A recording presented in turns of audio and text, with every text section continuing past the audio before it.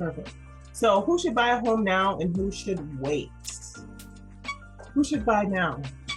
Well, I would say anyone, if you are pondering the question, should I buy a home? I would say any person should be looking to buy a home if you have the resources and the credit history to do so. Couple things that buying a home does for you. If you buy, say, a starter home, it can be used as investment property later on, which is an asset that increases your cash flow. It could be a good home for a growing family. You have space; it's your own. It's your own. You can do what you like to it, and you don't have to worry about raising prices of a landlord. You can fix everything yourself. You have that control, and you can pass it on to your family. So you're building wealth, have an asset. You can stay there forever. In both scenarios, the more equity you build, that's essentially your money. So it can be used later on creatively, depending on what you need financially. So anyone that qualifies and fits your personal goals should buy a home now. But if we're looking for something specific, if you plan on being in the home at least 5 years, I would say now it's a good time to look for a property because you're building that equity. It's and you're not wasting money putting it towards rent, and you can also use that property afterwards as an investment property. So it's a good way to start building your investment portfolio and really taking the first steps to building that generational wealth. Yeah. So here in West Michigan, what we're seeing is the rental rates are skyrocketing. People are paying, $1,500, $2,000 a month for really small apartments, and you can have a house and have something to pass down to future generations. So those people, if you've done the work and you've got a decent credit score, if you've saved some money for down payment, there are definitely opportunities, and it would be probably in your best interest to buy a home. So what about who should wait? Who should wait to buy a home? The people that should wait, there's a couple of rules that come into mind, but it's as simple as if you're not ready to buy, it's because you don't have the money, the credit, or the stable income. You need to be honest with yourself about where you're at personally. If you're pondering the question of wanting to buy a house but you don't have stable income, for example, you haven't had your job for a good amount of time, you don't have much money saved up in the bank, you're living paycheck to paycheck, and you have debt collectors calling you all the time, you should probably wait to buy a house, because if you try, you might actually get into the home, but it'll be something you'd settle for.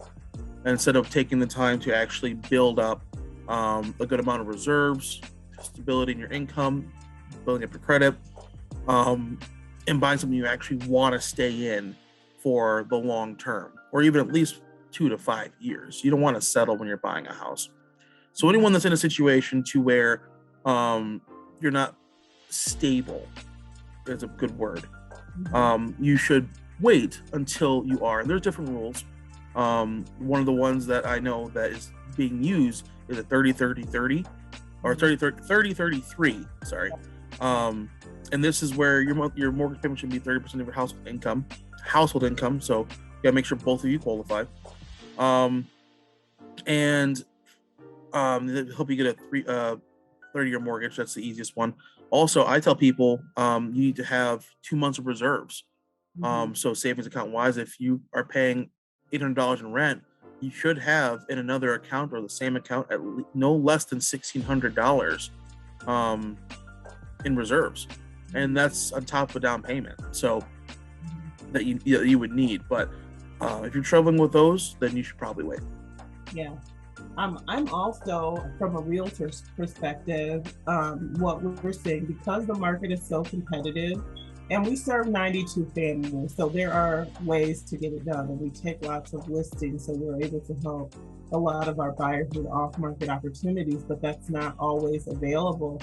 When we started back in 2015, it was a lot easier for us to get an FHA buyer under contract. And an FHA buyer is usually the program that a lot of first-time home buyers use because it only requires down.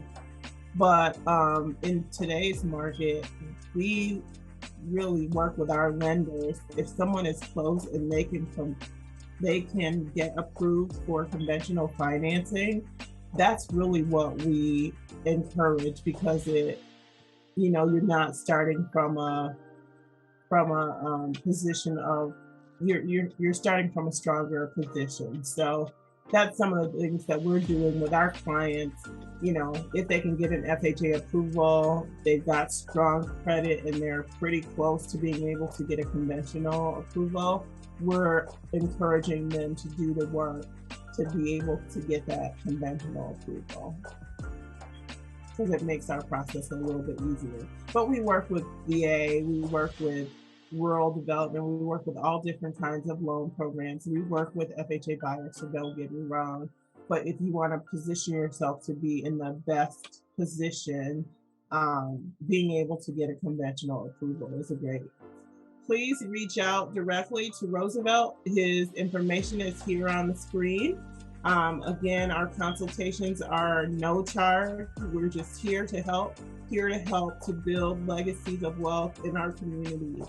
So Roosevelt Tillman from Ruoff Mortgage, I thank you. And then I included my card there.